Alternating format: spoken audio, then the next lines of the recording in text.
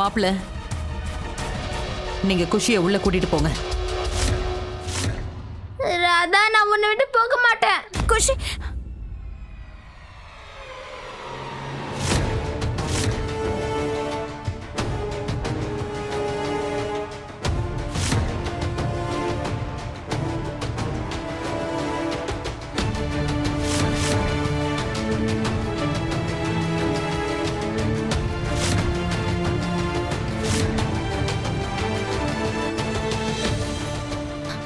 அம்மா please please இந்த மாதிரி பண்ணாதீங்க. ப்ளீஸ் குஷியை ராதா கிட்ட இருந்து பிரிக்காதீங்க. ப்ளீஸ்மா, அவளால இருக்க முடியாது. மோகனி ஏதாவது பண்ணு. அவளை பாரு ப்ளீஸ் ப்ளீஸ். அத்தை, நீங்க என்ன குஷி கூட இருக்க விடுங்க அத்தை. இந்த மாதிரி பண்ணாதீங்க அத்தை. உங்ககிட்ட கெஞ்ச கேட்டுக்கிற, தயவு செஞ்சு என் கையை விடுங்க அத்தை. அத்தை, என் கையை விடுங்க. குஷி, அஜித் அண்ணா, தயவு செஞ்சு குஷியை விட்டுருங்க. அஜித் அண்ணா, இப்படி பண்ணாதீங்க. ராதா,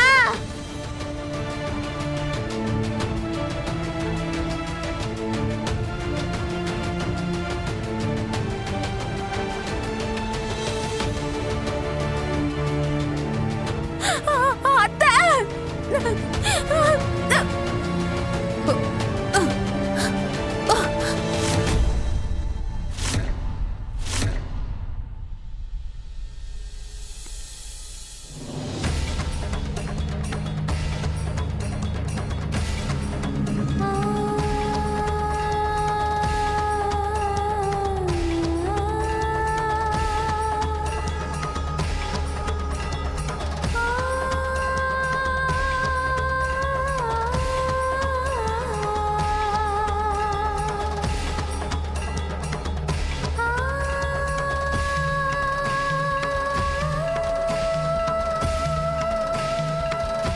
இல்ல இல்ல, வேண்டாம் அத்தை. அஜித் அண்ணா, இப்படி ராதா, நீ பண்ணாதீங்க. முதல்ல எந்திரி எந்திரி. குஷி, இல்ல அஜித் அண்ணா, வேண்டாம் அத்தை. இதுக்கு அப்புறமா நீ குஷியை என்னைக்குமே பார்க்க கூடாது.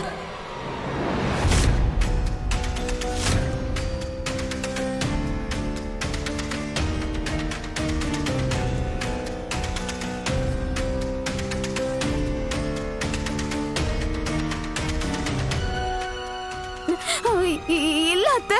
மாப்பிள்ள, குஷியை உள்ள கூட்டிட்டு போங்க. இல்ல இல்ல அத்தை, என்னால குஷி இல்லாம இருக்க முடியாது அத்தை. மாப்பிள்ள, நான் கூட்டிட்டு போறேன் அத்தை.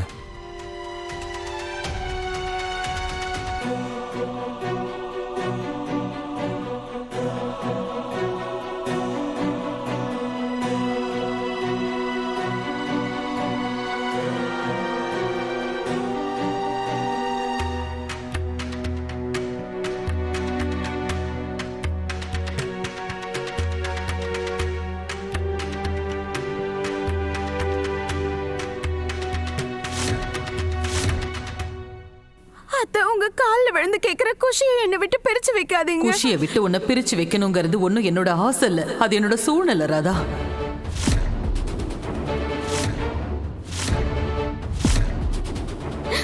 அம்மா, இப்படி பண்ணாதீங்க ப்ளீஸ்.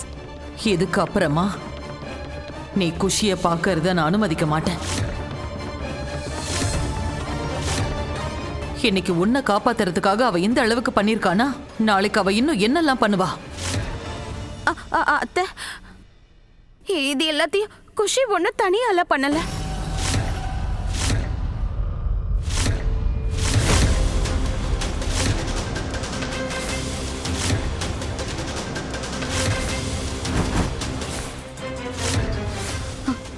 வேண்டாம் ராதா, என்னை பத்தி எதுவும் சொல்லாத. இவங்க யாரும் நம்ப மாட்டாங்க. இவங்க எல்லாருக்கும் தெரியும், ஆனா யாரும் நம்ப மாட்டாங்க. ப்ளீஸ், நீ எதுவும் சொல்லாத. ராதா துளசியோட பேரை சொல்லிடக்கூடாது. துளசி இந்த வீட்ல இருக்கிறது ராதாக்கு உணர்த்திட்டா போல இருக்கு. ராதா, தேவையில்லாததெல்லாம் பேசாத. இல்ல அம்மா, ராதா ஒன்னும் தேவையில்லாம பேசலாமா, புரிஞ்சுக்கோங்க.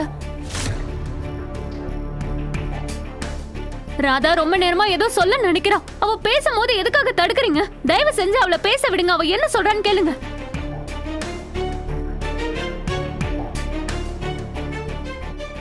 ஆமா காதம்பரி, எனக்கும் ஒரு தடவை ராதா சொல்றத கேட்கணும்னு தோணுது. அத்தை அத்தை, நான் இந்த விஷயத்த குஷி முன்னாடி சொல்லக்கூடாதுன்னு தான் அமைதியா இருந்தா அவ பயந்துருவா. ஆனா எனக்கு இந்த வீட்ல யாரோ இருக்கிறத உணர்த்தி இருக்காங்க.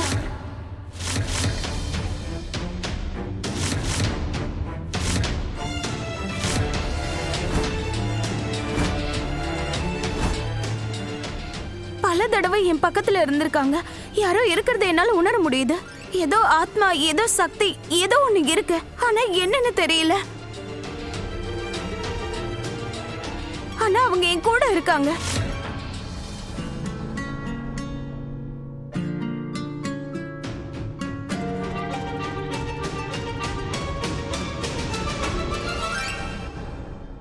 அவங்க இந்த குடும்பத்தை சேர்ந்து யாருக்கும் எந்த கெட்டதும் நடக்க கூடாதுன்னு நினைக்கிறாங்க. நீ என்ன உளறிட்டு இருக்க ராதா?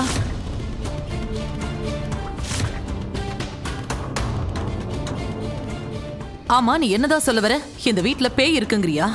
இத பாரு, நீ செஞ்ச தப்ப மறைக்கிறதுக்காக பேய் பிசாசுன்னு சொல்லி எல்லாரையும் குழப்ப பார்க்காத ராதா. எங்களுக்கு இந்த மாதிரி விஷயத்துல எல்லாம் நம்பிக்கையே இல்ல.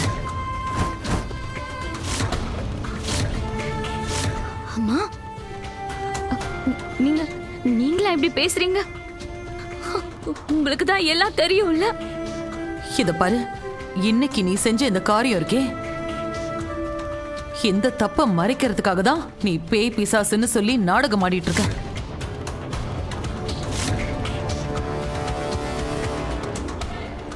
இதையெல்லாம் நீயா சுயநினைவோட செஞ்ச காரியம்தான். பாத்தியா ராதா, நான் தான் உன்கிட்ட சொன்னேன்ல, இவங்க எல்லாருக்கும் என்ன பத்தி தெரியும். ஆனா இவங்க நிச்சயமா உன்னை நம்ப மாட்டாங்க. நீ எதுவும் சொல்லாத. உண்மையை சொல்ற தைரியம் உங்களுக்கு கூட இல்லலம்மா. அத்தை, ஒரு தடவையாவது என் பேச்ச நீங்க நம்புங்களே. ராதா, இல்ல அத்தை, நிஜமாவே எனக்கு அந்த உணர்வு ஏற்பட்டிருக்கு. யாரோ நம்ம கூட இங்க இருக்காங்க. யாரோ நம்ம கூடவே நடக்கிறாங்க. யாரோ இருக்காங்க. என்னால அதை உணர முடியுது அத்தை. என்ன நம்புங்க அத்தை. இவ அந்த துளசிய உயிரோட கொண்டு வந்துருவா போல இருக்கே. அவ என்ன வேணா முயற்சி பண்ணட்டுமா, ஆனா நான் அப்படி நடக்க விட மாட்டேன். போதும், நிறுத்து ராதா. பொய் சொல்றதுக்கு ஒரு லிமிட் இருக்குல்ல. நான் பொய் சொன்னது கிடையாது. இப்ப உன்னை பொய் சொல்லல. மோகனையா, நீங்க வேணா செல்லக்கண்ணாக்காவை கேட்டு பாருங்க. அவங்களும் இந்த வீட்ல யாரும் இருக்கிறத உணர்றாங்க. ஏதோ சக்தி இருக்குன்னு நினைக்கிறாங்க. கேளுங்க. ஆமா, ராதா சொல்றது உண்மைதான்.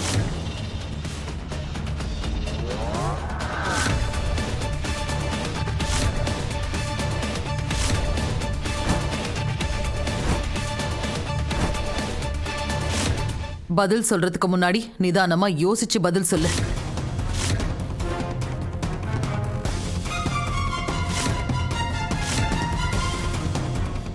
ஏன்னா நீ சொல்ற அந்த பதில வச்சுதான் இந்த வீட்ல நிறைய விஷயம் நடக்க வேண்டியிருக்கு. கவனமா சொல்லு. வீட்ல ஏதோ பேய் இருக்க மாதிரி இருக்கு. வாய மூடு. இந்த விஷயத்தை பத்தி வீட்ல நீ யார்கிட்டயுமே மூச்சு விடக்கூடாது சொல்லிட்டேன். சொன்ன உன்னை தொலைச்சிருவேன்.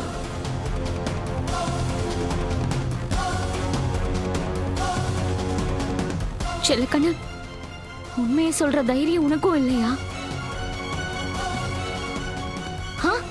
சொல்லு, உண்மையை சொல்லு. எல்லாருக்கும் ராதா பொய் சொல்லலன்னு சொல்லு. ராதா சொல்றது உண்மைதாமா.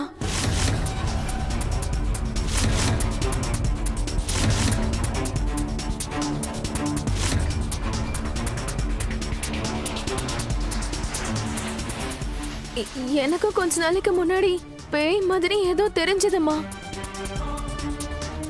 கண்ணால பார்க்கல. பேய் பிசாச யாரால பார்க்க முடியும்? ஆனா வீட்டுக்குள்ள ஏதோ ஒரு சக்தி இருக்குன்னு மட்டும் எனக்கு தோணுச்சு. ஆனா அதுக்கப்புறமா தான் எனக்கே புரிஞ்சுது. இப்பெல்லாம் நான் பேய் படம் நிறைய பார்க்க ஆரம்பிச்சிட்டேன்னா அதுதான் என் மனசுல அப்படியே உட்காந்துருச்சு.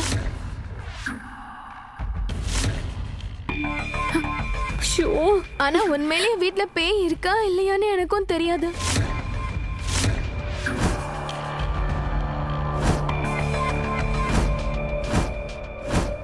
இல்ல இல்ல, செல்லக்கண்ணக்கா, நீங்க நீங்க ஏன் இப்படி பேசுறீங்க? நீங்க உண்மையை சொல்லிடுங்களேன். என்ன பாத்தீங்க, என்ன உணர்ந்தீங்க? எல்லாத்தையும் எல்லார்கிட்டயும் சொல்லுங்க.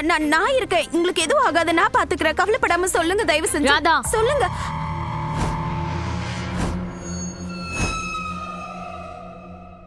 செல்லக்கண்ணு பயந்து தானே ஆகணும். நிச்சயமா பயப்படணும். ஆனா வேற யாரையும் பார்த்து இல்ல, உன்னை பார்த்து.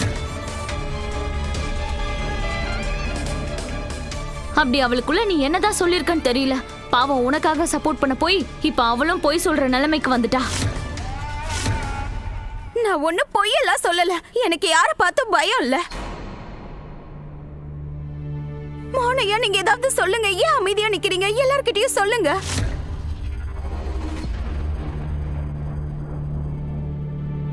மோகனையா, நான் உங்களை மனசார காதலிக்கிறேன்.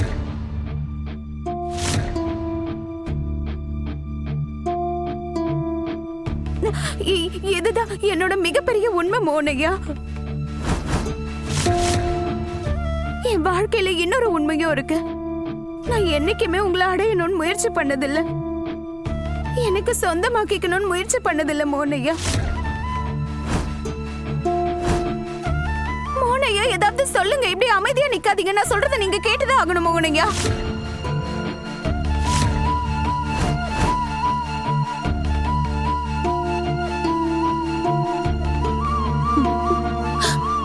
மோகனையா, என் கிட்ட இல்ல, மத்தவங்க கிட்ட இல்ல, உங்க மனசாட்சி கிட்ட ஒரு வார்த்தை கேளுங்க. இந்த வீட்ல எல்லாரை விடவும் அதிகமா உங்களுக்கு தான் என்ன தெரியும். உங்களுக்கு என்ன தோணுது? நான் இந்த மாதிரி ஏதாவது காரியம் பண்ணுவேனா? உங்களுக்கும் சரி, நம்ம குஷிக்கும் சரி, இல்ல இந்த குடும்பத்துல யாருக்காவது நான் கெடுதல் பண்ண நினைப்பேனா? மோனையா, உங்களுக்கு என்ன பத்தி தெரியாத மோனையா? யாருக்குமே உன்னை பத்தி தெரியலையே ராதா. ஆனா இப்போ ரொம்ப நல்லாவே தெரிஞ்சுக்கிட்டாங்க. நிறுத்துங்க தாமினி அக்கா. நீ முதல்ல நிறுத்து ராதா.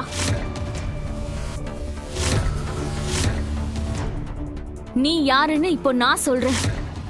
நீ ஒரு அரைகுறை கல்யாண பொண்ணே தவிர வேற எதுவும் கிடையாது.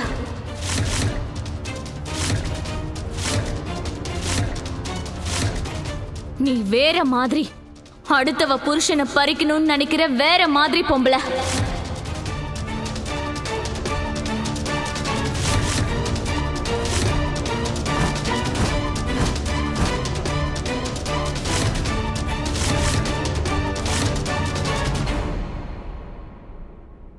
ராதா, இன்னைக்கு உனக்கு பாதி கல்யாணம் நடந்திருக்கு. ஆனா எல்லாமே நஷ்டம். இதுதான் உனக்கான தண்டனை. நீ அலங்காரத்தோட இருக்க, மணமேடைக்கு கீழே நிக்கிற, கல்யாண ட்ரெஸ் போட்டிருக்க, கையில மெஹந்தி இருக்கு. ஆனா உன் பக்கத்துல புருஷங்கிற ஒருத்தன் இல்ல.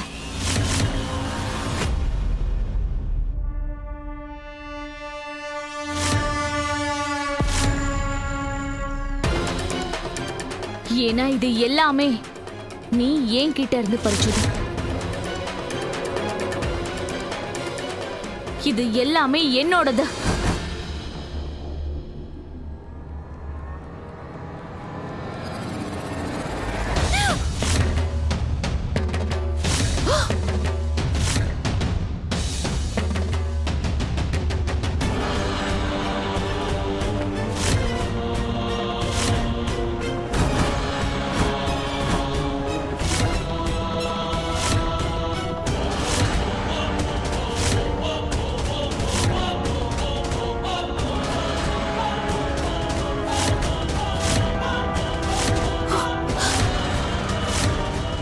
தாமினி, நீ வரம்ப மீறி போற.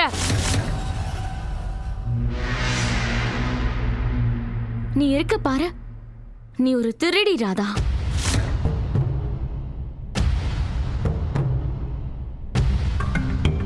இது எல்லாமே என்னோடது. மோகன் அவளை நிறுத்த சொல்லு. அந்த தாமினியை நிறுத்த சொல்லு மோகன். அவ ராதா கிட்ட ரொம்ப அநியாயமா நடந்துக்கிறா. எப்படிப்பட்ட திருடி தெரியுமா நீ? அடுத்தவளோட புருஷனை அவகிட்ட இருந்து பறிக்க முயற்சி பண்ற மாதிரி.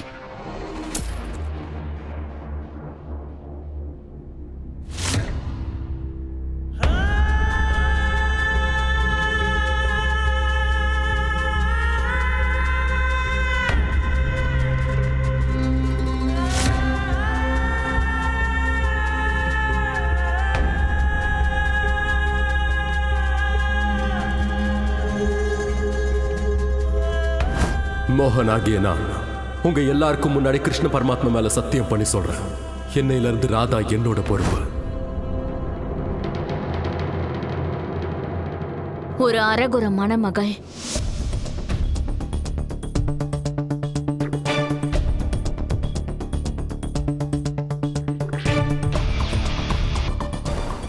அக்னியால வளம் வந்துட்ட, ஆனா நெத்தியில குங்குமம் இல்ல.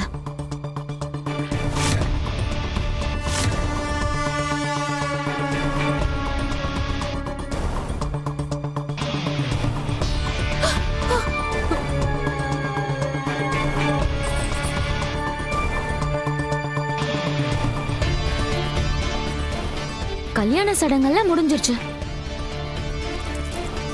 ஆனா கழுத்துல தாலியே கிடையாது.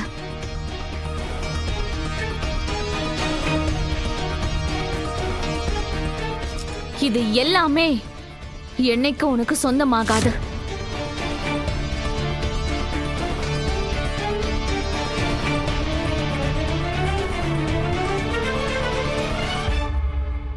என்னைக்கும் சொந்தமாகாது.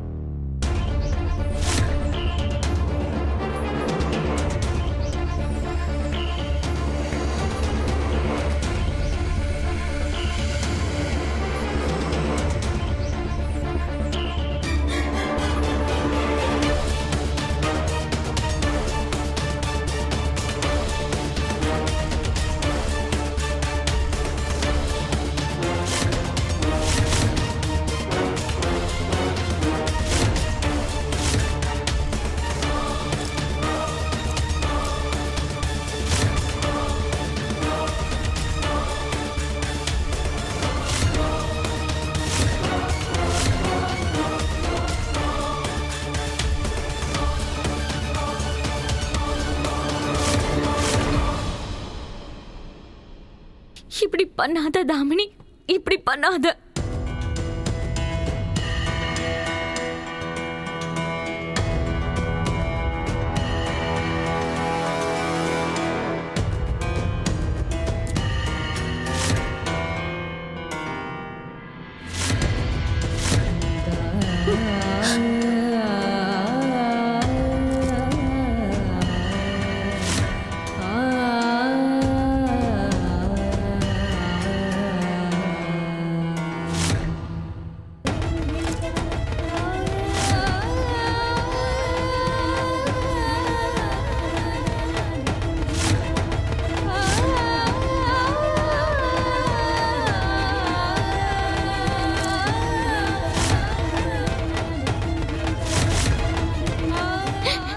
காரியம் பண்ணி வச்சிருக்கேன், நான் எப்படி பண்ண?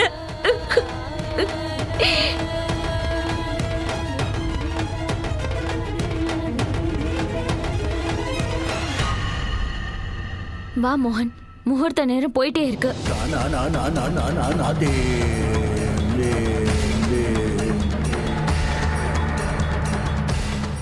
வேண்டாம் மோகன், ப்ளீஸ் இந்த தப்ப பண்ணாத. சரியான துணை உன் கண்ணு முன்னாடி இருக்கும்போது இந்த தாமினியை தேர்ந்தெடுக்காத. ராதாவை கல்யாணம் பண்ணிக்கும் மோகன்.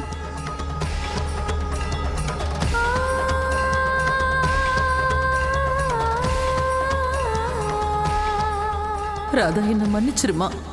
நான் எப்படி ஒரு சூழ்நிலை கைதியா இருக்கேன்னு உனக்கு தெரியாது ராதா. என் பிள்ளையோட உயிரை காப்பாத்துறதுக்காக நான் உன்ன மாதிரி ஒரு நல்ல பொண்ணுக்கு இப்படி ஒரு நிலைமையை கொடுத்துட்டேன்.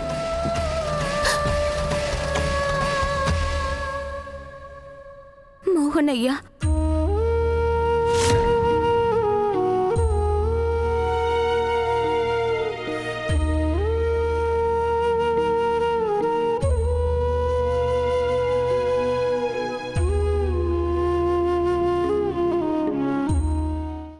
இது வரைக்கும் உங்களை கல்யாணம் பண்ணிக்கலாம்னா முயற்சி பண்ணதே கிடையாது மோனையா.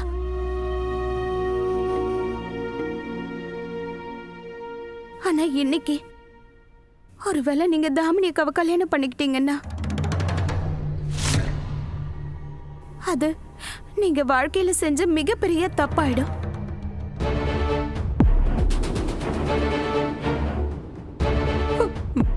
உங்களுக்கும் குஷிக்கும் இருக்க உறவையும் அழிச்சிடுவாங்க மோனையா. எல்லாத்தையும் கெடுத்துருவாங்க, எல்லாத்தையும் மொத்தமா நாசமாக்கிடுவாங்க மோனையா. போதும் ராதா, நீ பேசினதெல்லாம் போதும். மோகன் வா, நமக்கு டைம் இல்ல மோகன். நீங்க மந்திரத்தை சொல்ல ஆரம்பிங்க. மோகன் என்னாச்சு?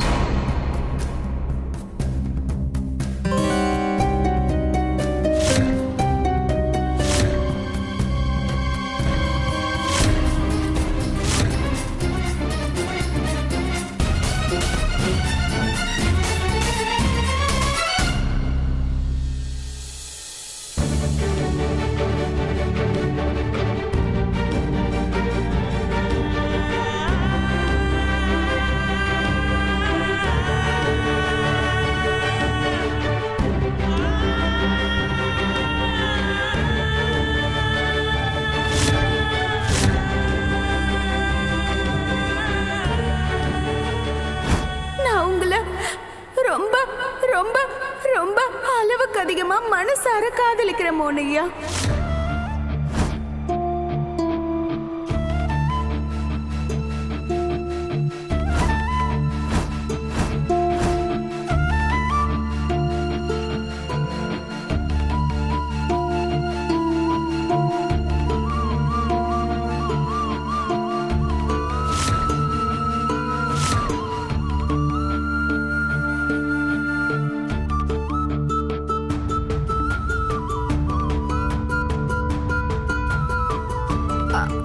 ஐயோ,